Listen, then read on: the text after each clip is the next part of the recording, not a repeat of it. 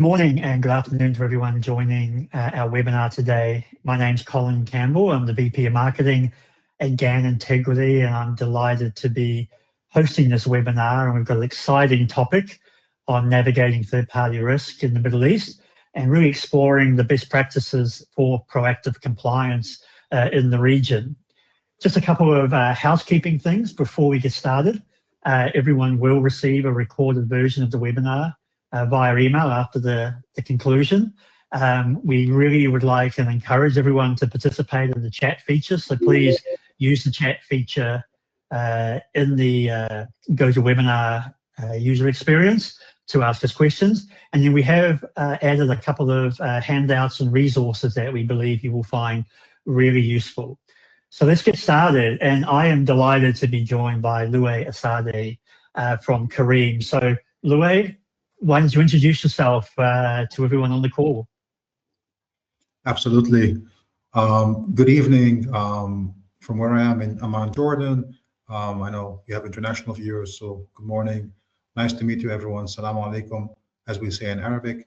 My name is Louay, the head of group ethics and compliance at Careem. For our international kind of audience who don't know what Careem is, we have a couple of slides for you prepared just to kind of introduce you to Careem, what Careem is and what it does. I think first things first, we are a very infant company, founded in 2012, so we're about 14 years now. And Careem was launched by our founders then to create something big and meaningful. Go on to the next slide, please, Colin. So what is Careem? Careem, we're blessed to be a super app, essentially, what we like to call an everything app.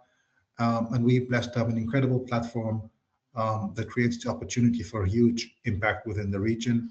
Whether you're looking for a ride, whether you're looking for food, whether for groceries, whether even to send money, Careem is your go-to app.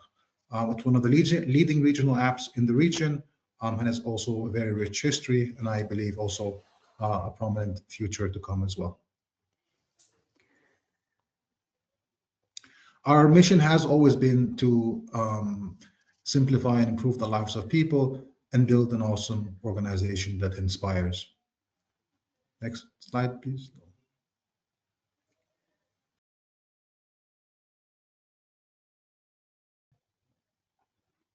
So very basic, if we go back to our roots, Careem was founded in 2012.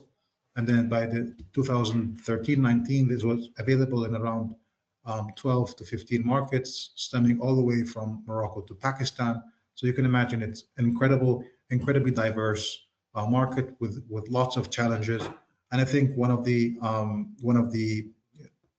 milestones of the company was the acquisition by Uber in 2019 for $3 billion. At that time, that was the largest acquisition in the region. Colin, if we can go back to the slides.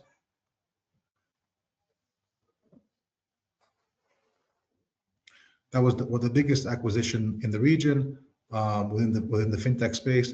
In 2019, we launched food, which basically means you open the app and you can order food from almost every restaurant in the UAE, and that gradually also expanded towards other markets, KSA and Jordan.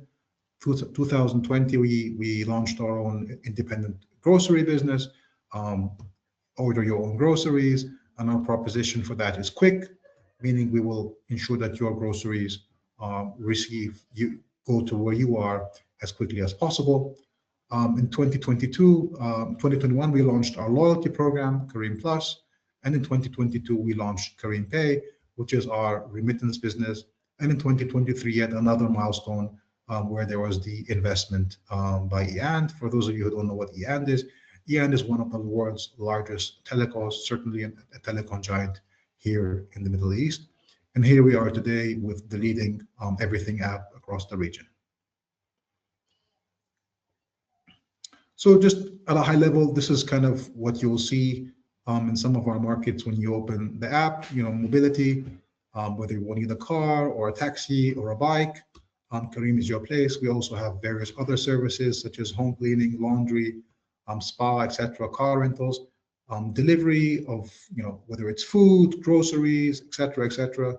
And we've also now entered the remittance space as well, meaning if you are domiciled within the UAE, you do have the opportunity to send money, pay your bills, and send money to 40 different corridors across the region, which we are also actively looking on expanding and enlarging. But we also do other things like wallet transfers, P2P transfers, bills and recharges, etc. This is some of our ads. If you come to UAE, this is how we kind of look in the market, and some of our visuals you will see as a customer.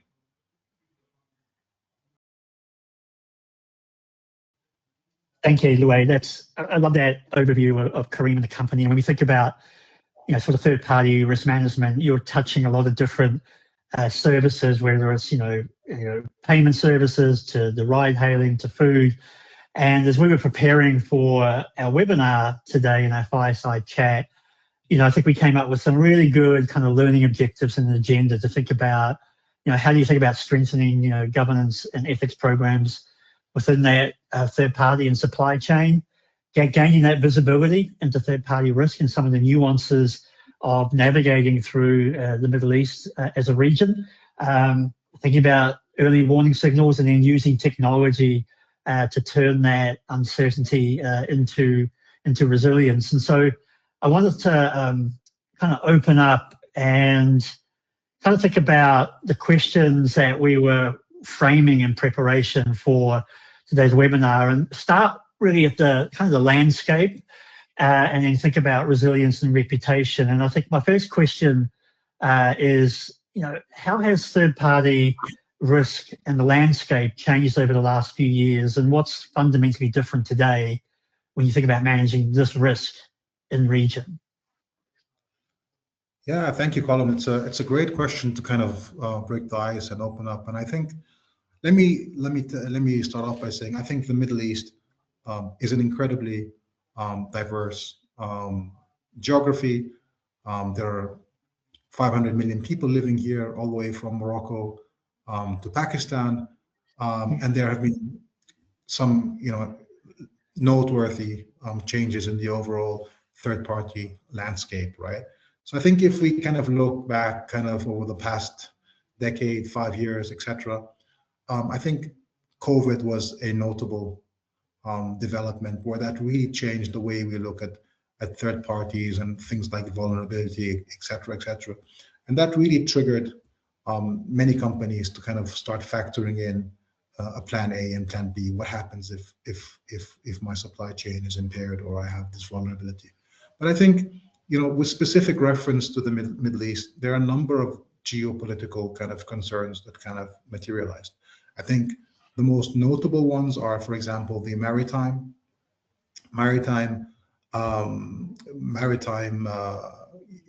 impairments where vessels could not sail across the Suez Canal. There was that one ship that kind of stopped the entire Suez Canal, but there are also, just off the shores of Yemen, ships could not sail there anymore and had to kind of, go around the entire Cape of Good Hope. There were also noteworthy airspace disruptions as well, most notably due to the unfortunate current events that happened in Iran and across.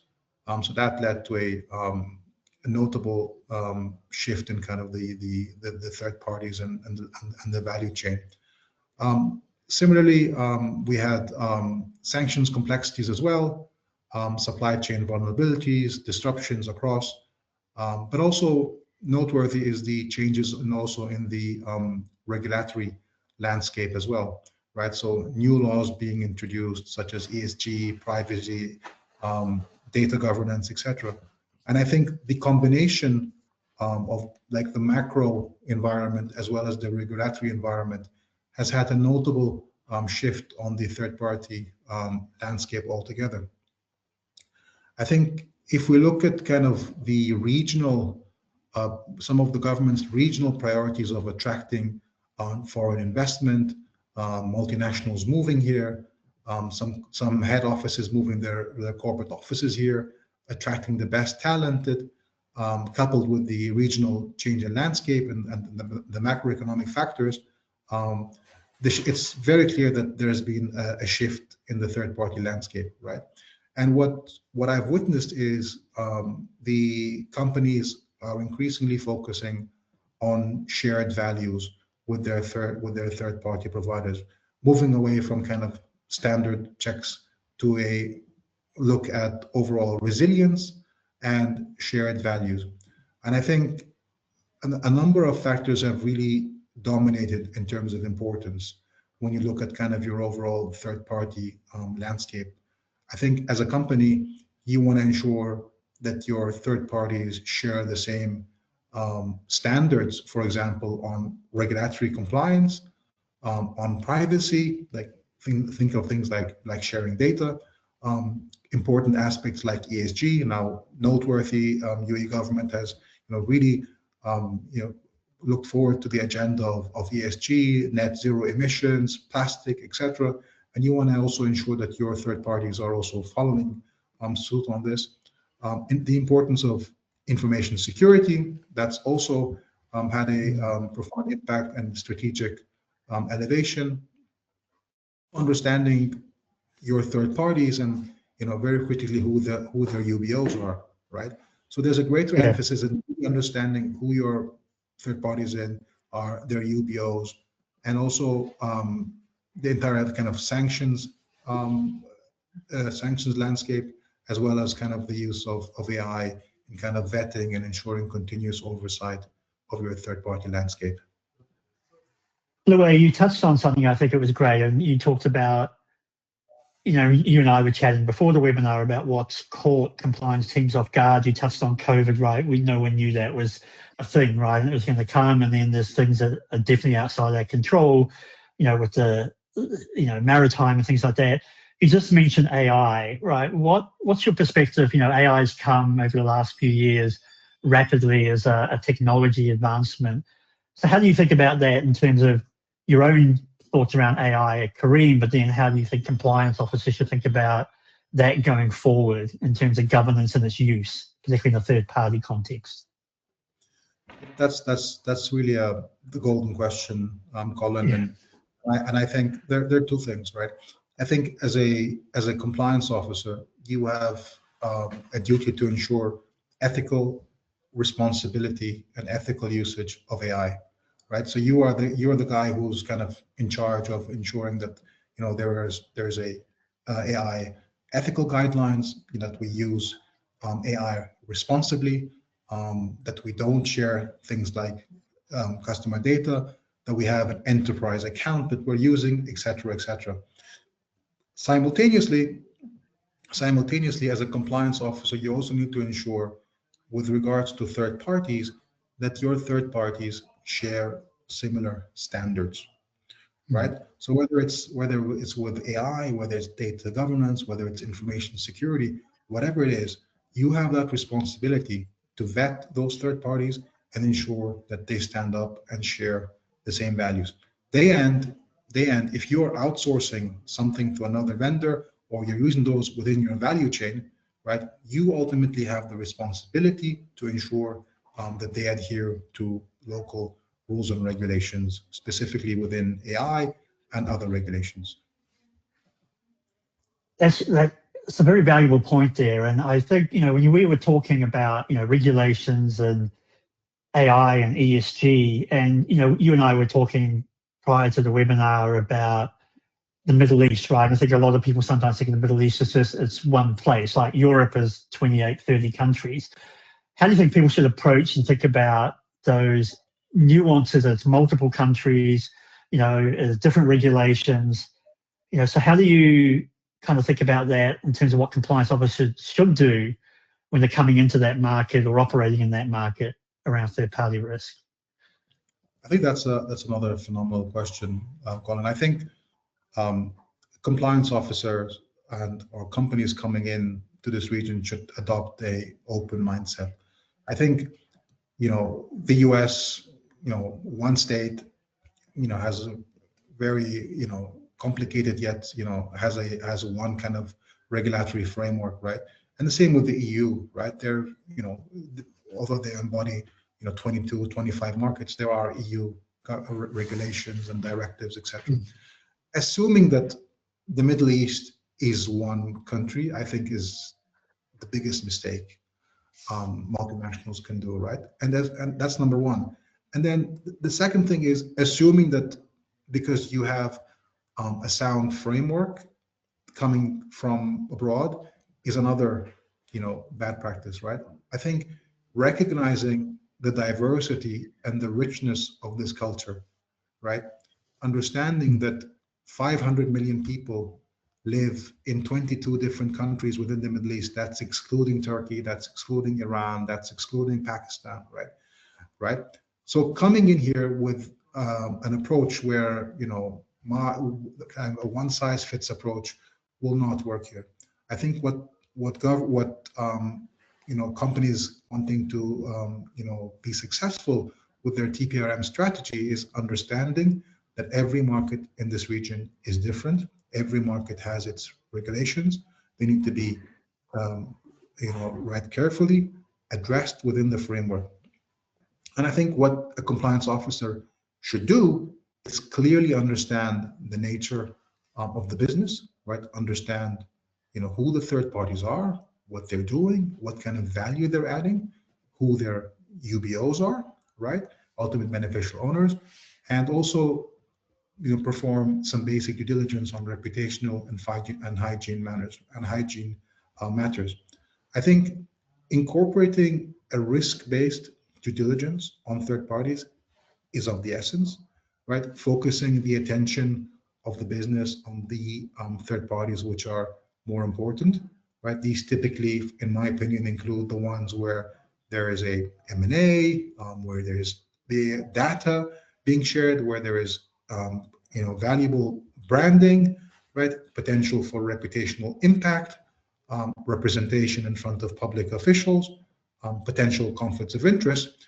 These are the third parties which need an elaborate due diligence and oversight, right? And I think it's very important to recognize that within the Middle East there are these concerns, and you need to kind of incorporate that into your strategy, right? And then once you have that oversight, you need to kind of put into effect clear and measurable monitoring framework and embed continuous oversight, right? And by continuous oversight, I don't mean the due diligence on the onboarding. I mean that the oversight becomes part of your ongoing strategy. Yeah, you touched on that, and also the cultural aspects of this. And again, you and I were talking through this, where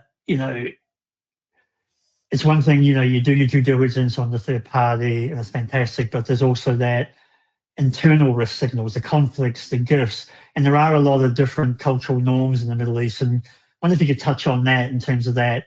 We were talking about policies, right? And one policy doesn't fit all markets, right? And there are differences with conflicts and gifts and what's okay and accepted in the Middle East. I wonder if you could kind of touch on some of that with some of the guidance as compliance officers come in to the region or operate in the regions they are already today.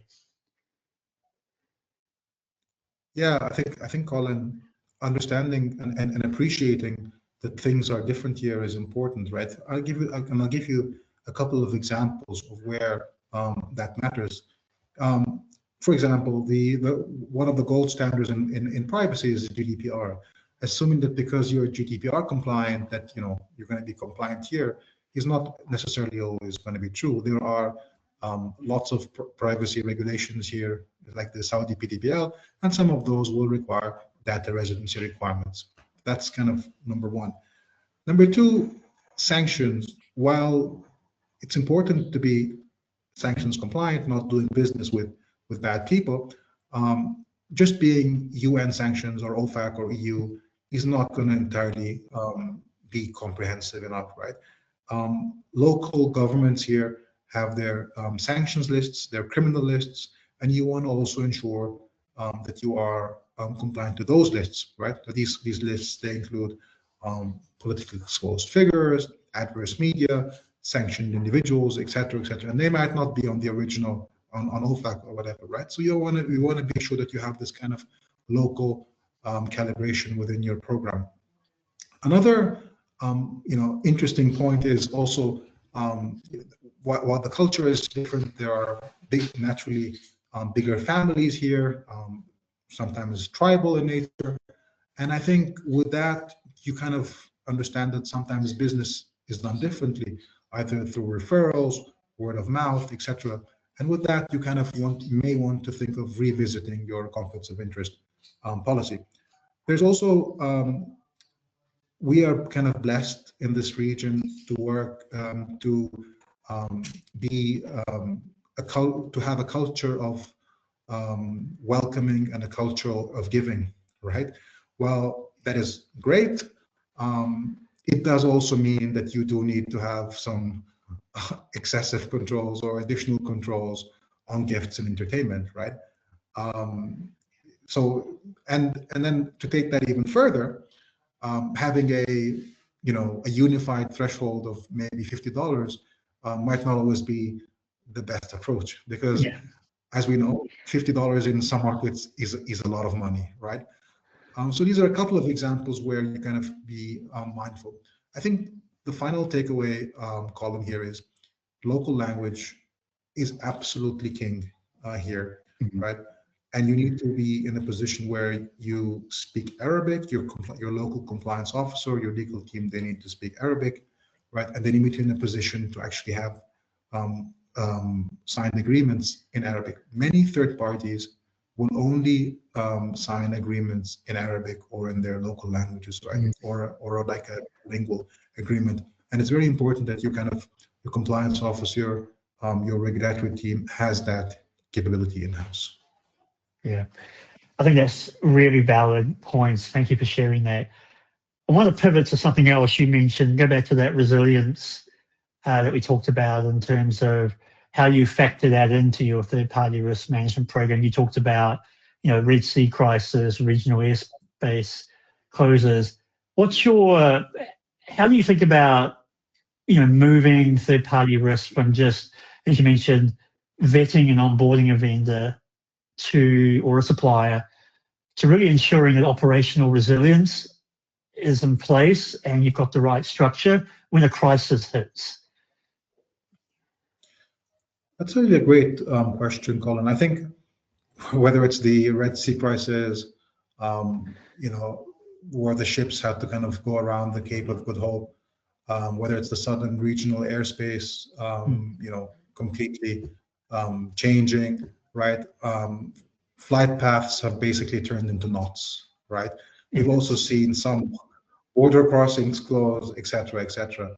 I think if your TPRM program is just a checklist on the onboarding and one questionnaire that you're sending to your third parties, you aren't managing risk, you're managing paperwork and pretty much wasting your time and your company's Yeah. time and putting your organization at a disadvantage, right? And I think Yeah.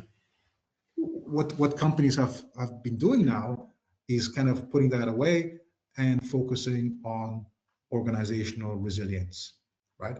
And what that means is you have a fundamental framework with dealing with all of your third parties, right? Who are my third parties? What are they doing? What kind of access to data do they have? How dependent am I on these third parties? What are the vulnerabilities involved with these third parties? And more importantly, what do I do if something goes wrong? If you Mhm. have that out, right, and you change from a dynamic, from periodic reviews to dynamic monitoring, you kind of elevate your third party risk framework to that where the business focuses on what is actually important. And you want to dedicate your resources within your compliance team and your procurement team to those third parties which have material impact on Yeah. your business, on your customer, etc. Yeah, and there's a great segue in that response, Louay, from, you talked about, and I'll phrase it as, moving, or elevating third-party risk, I should say, from an operational process to a strategic leadership, right, role. And so when you're working with, the boards and the C-suite, how are you approaching that in terms of the conversations you're having with the board, the right measurement instruments that you're putting in place, right? It's gone beyond, you're well beyond just, onboarding, quick screen questionnaires. How is that working for you at Careem in terms of how it's elevating into the boardroom and shifting that narrative to operational resilience? It's a great question. I think the board will always fight. You'll always fight for board attention and time, right? Yeah. And I think if I speak generically, I think as a compliance officer, you have that oversight of your third party risk profile, right? So you know who your third parties are, who owns them, what their risks are, et cetera, et cetera. I think what is important is you are piloting a program, and you need to kind of give updates to senior management and the board on that program, right? And I think what is incredibly important is building in analytical capabilities within that. So like KPIs, performance indicators on third parties, etc. But the board is not interested to understand how many third parties we onboarded. What the board would be interested in is how we protected our business, how we ensured there is no downtime, how we protected it from vulnerabilities, and that how we have managed to create a competitive advantage for us and how we've protected the customer, right? I think bottom line is if you come in with a clear understanding of your third parties, your risk profile, you will grab their attention. And then the discussion moves from a discussion of cost to that of operational resilience. And that is where you need the support of the board. Yeah, I agree 100%. And I also think about reputational risk as well, right? Because you're working with third parties, they are a reflection of your brand, right? When they're out there operating. Does that also, reputational risk as well come into those conversations when you're thinking about not just your third parties, but who they're working with and making sure, as you commented earlier, about having the right, kind of agreements, the right kind of structure in place around your framework for TPRM? How does the boards think about that in terms of reputational risk? There is nothing more important for a board or for a senior management or whoever than your reputation, right? Your reputation is key. And I think, who was it who said it takes many years to build a reputation, but it doesn't take very long to destroy it, right? Yes. And I think you have to recognize a couple of things. When you're working with third parties, you are taking on that additional element of risk, right? And I think as part of your initial vetting process, you need to kind of ensure that you do a proper vetting of these third parties, but that they also share similar values, right? And I think, for us in Careem and many other companies, our values are enshrined in the third party code of conduct. So our third party code of conduct is visible. We share it with all of our suppliers, right? And we make them attest to it, right? That is the basis of our relationship is based on these norms. And that's independent of our legal agreement, etc. But what we believe in, what we think is important is enshrined in that third party code of conduct. Yeah, that's fantastic that you've got that built into your process, because I think that goes a long way, as you said, to helping to protect from reputational risk and damage to the company. I'm going to pivot a little bit. I'm going to kind of get a little bit specific in terms of compliance and your team. You're in a high growth environment, right? You got expansion, you got millions and millions of customers and adding new business lines into the Everywhere app all the time. How do you partner with, other revenue leaders or business leaders at Careem, to be a strategic enabler for them, right?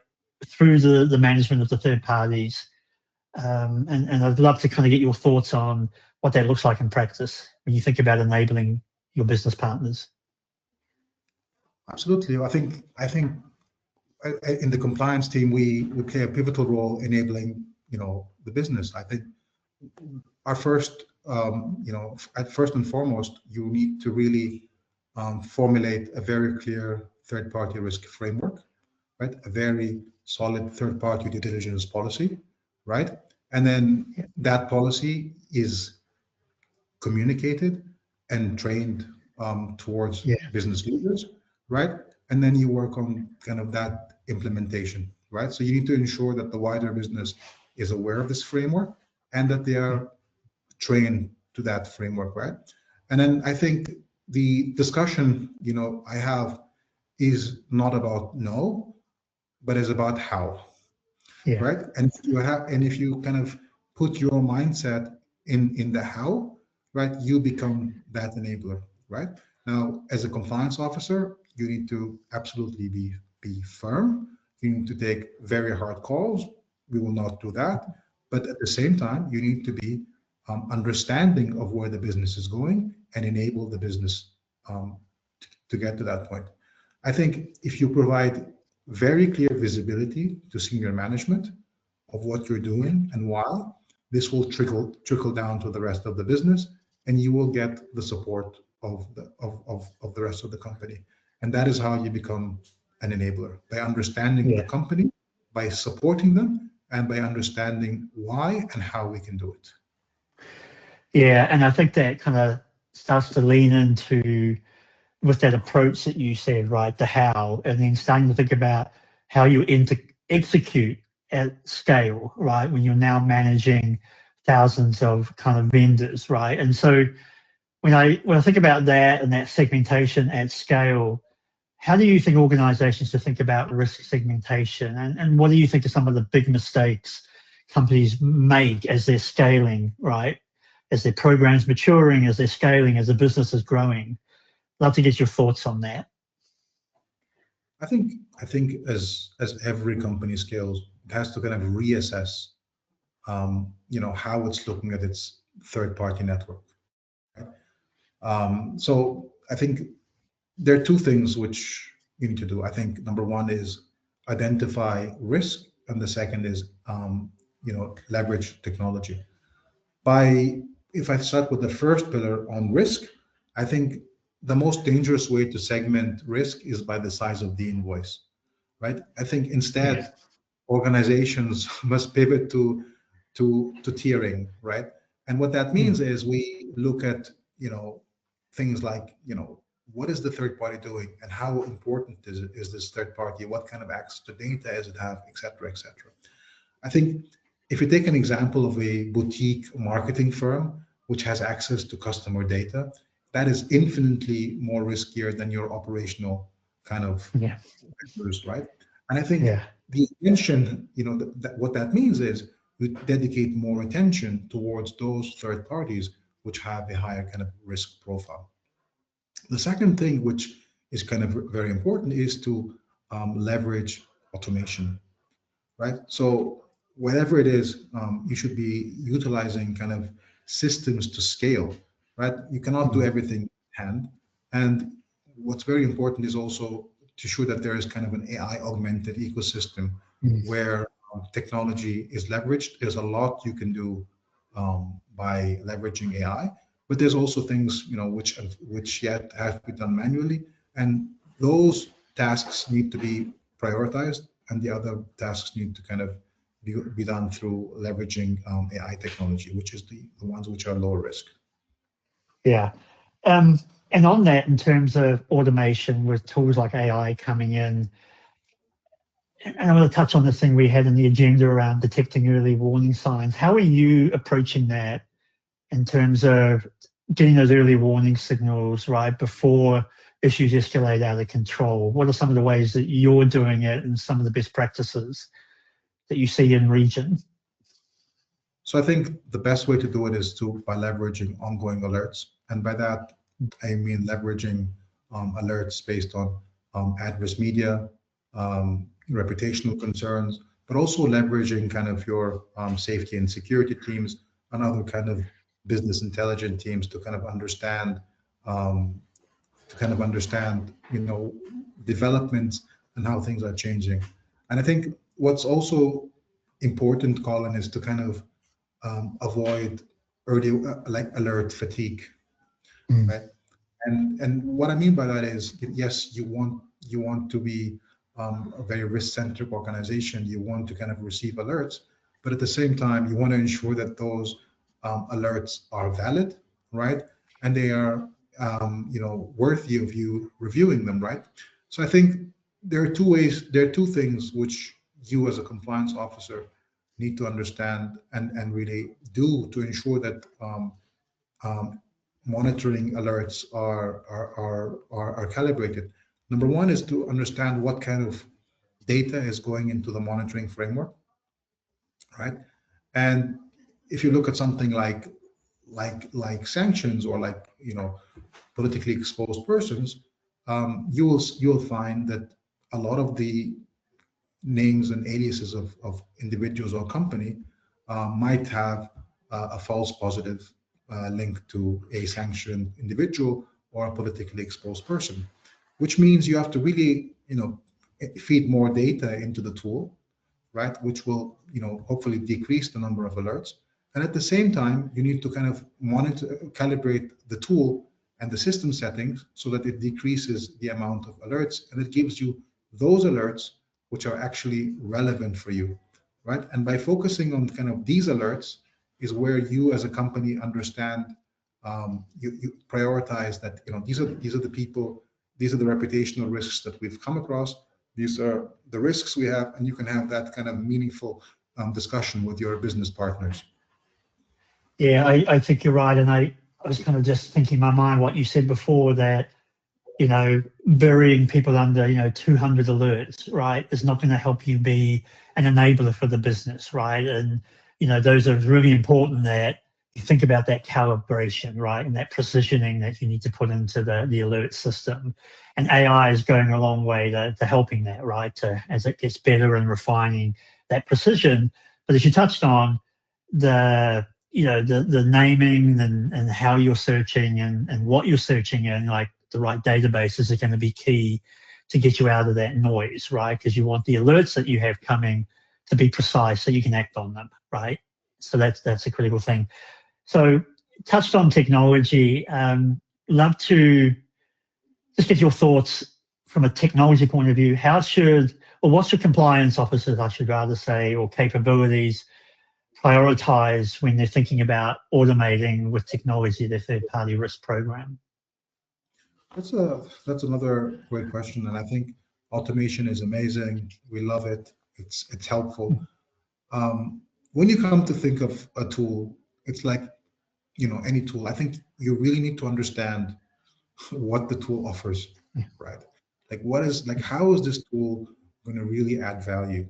Understanding its capabilities, understanding its workflow integration, understanding its AI capabilities, understanding the screening environment, where this data is actually coming from, right? So where is this data for the screening actually feeding in from? Does the screening cover all of the my markets? So we've seen tools, for example, that don't have specialized listing coverage in some of the markets we operate in, right? So I think the requirement goes beyond that of a compliance function to that. Is this tool actually what I need? Does it offer the capabilities that I need for my third party framework? And then once you've kind of identified that it does, then I think you can look at important factors such as costing and integration, etc. But I think it comes down to three things. Number one, what do I as a company need, right?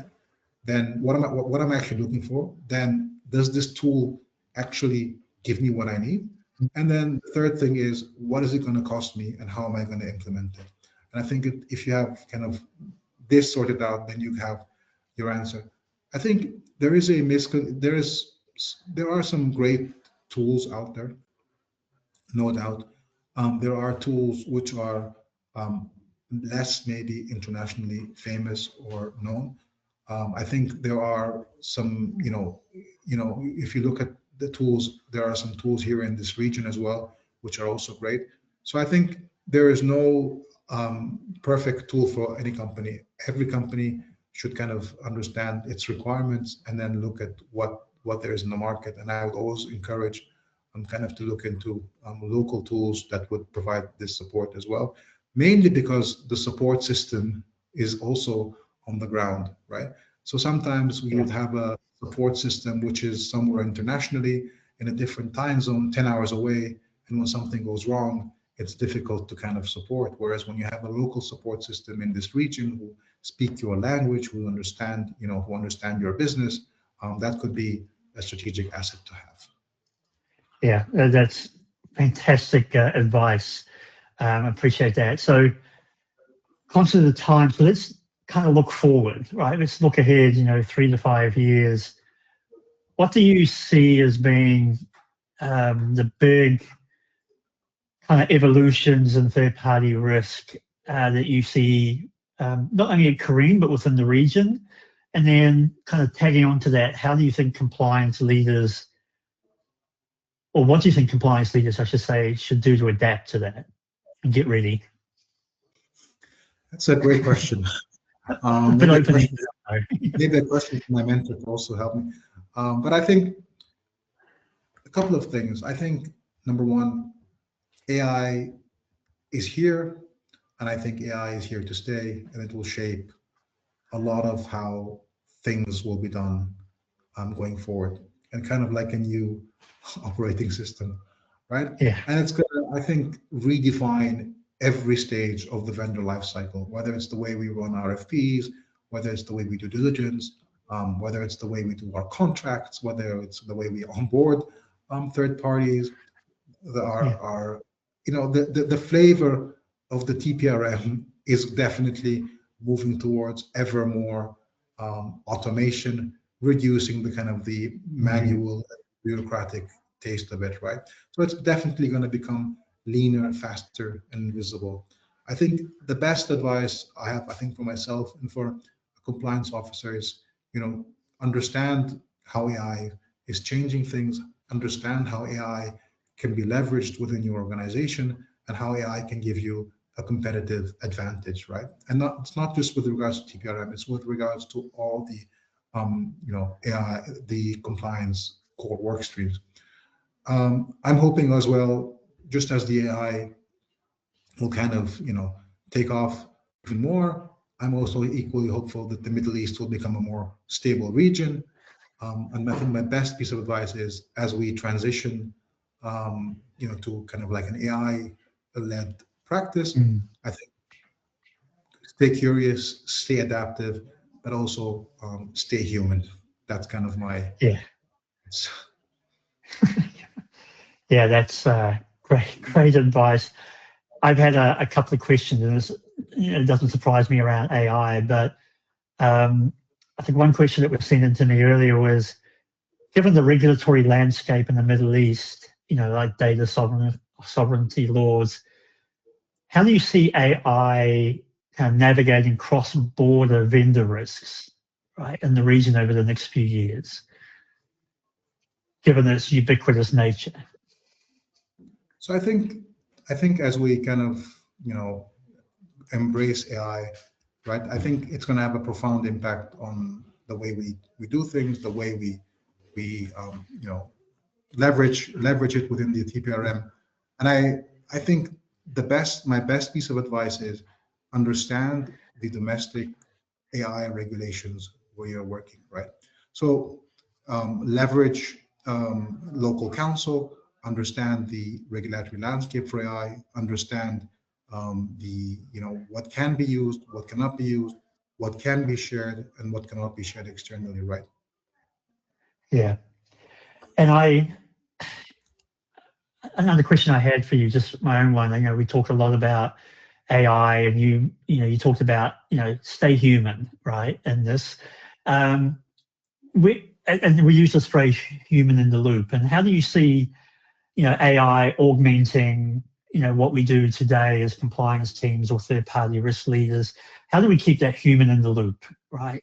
And making sure we don't lose that visibility, the criticality of all of that knowledge, right, in third-party risk management?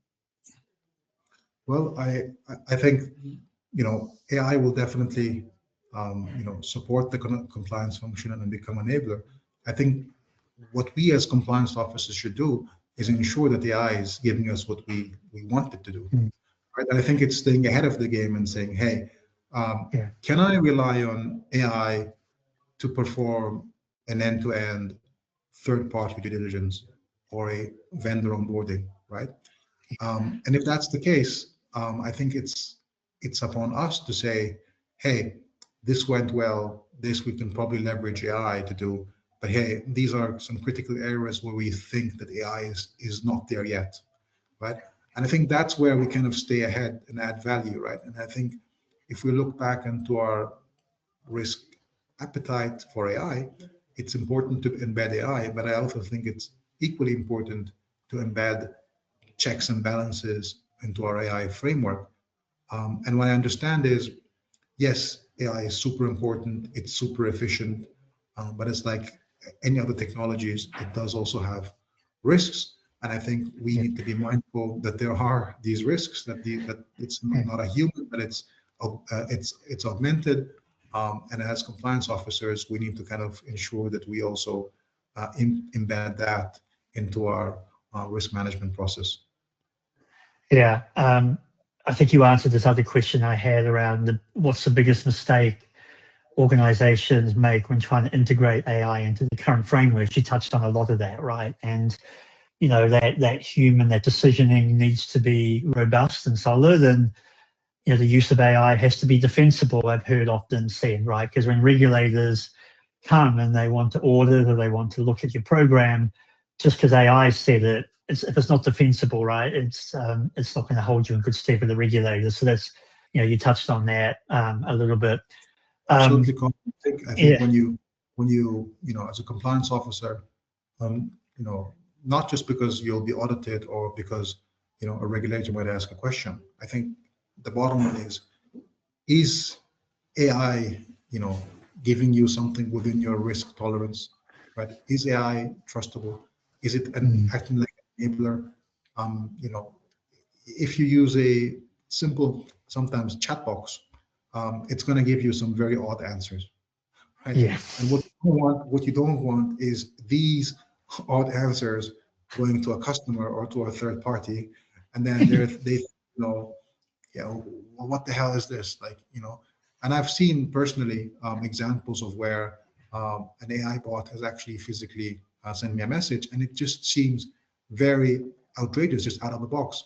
And I think what you as a compliance officer need to do is really assess how AI is shaping your value chain, how AI is enabling, and whether it's actually having a positive impact on your journey to your customers.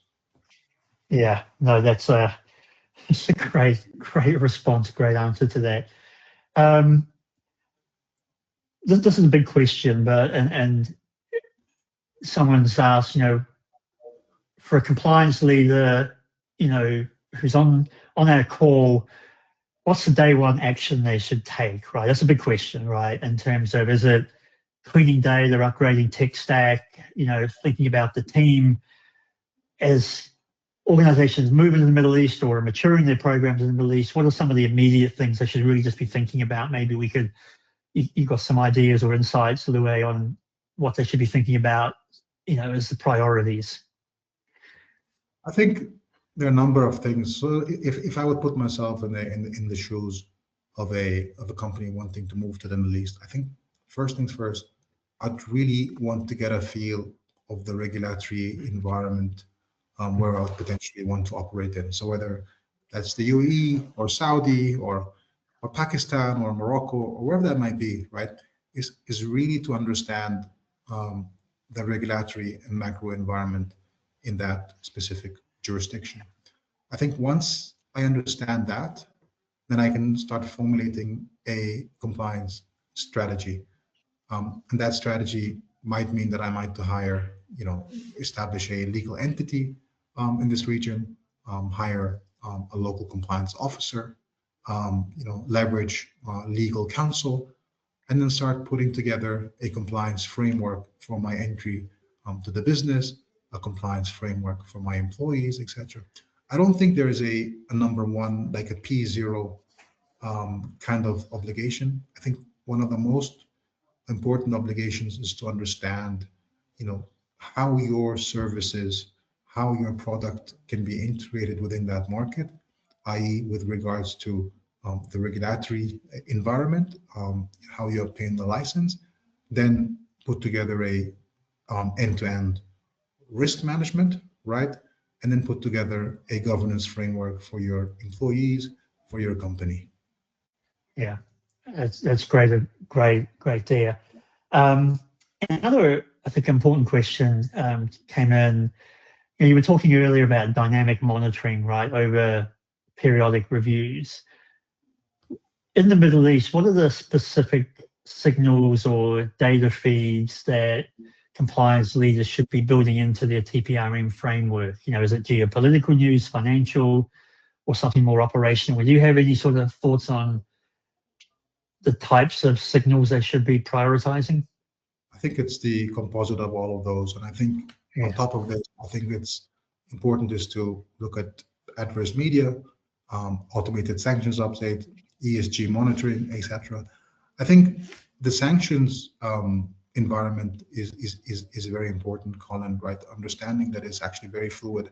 If we look at the the environment, for example, if we take Syria, up until a couple of months ago, Syria was a comprehensively sanctioned OFAC market, right? Meaning that you could not do business there. And that we've seen that change over the last couple of months. We've seen a lax in the sanctions. We've seen the freezing of the Caesar Accords. We've seen some companies go into that. So I think it's very important to have a robust, comprehensive strategy looking at adverse media, looking at local political feeds, ESG monitoring, and also leveraging your safety and security team for kind of other micro alerts as well. Great things. And I think, as you said, looking at those specifically in the different countries within the region as well that you said, mentioning Syria. That was the last kind of question we had. I'll prompt the audience again for any other questions. I appreciate, Louay, your insights and then taking some of those questions. But I don't see any more in there. So I think, we can close it off. But Louay, I just want to thank you, right, on behalf of GAN. I think this was just fantastic insights into your experience, into Careem, and then how organizations should be thinking about navigating the landscape as they operate within the Middle East. And I truly value your input on that and time in preparing for this. Thank you.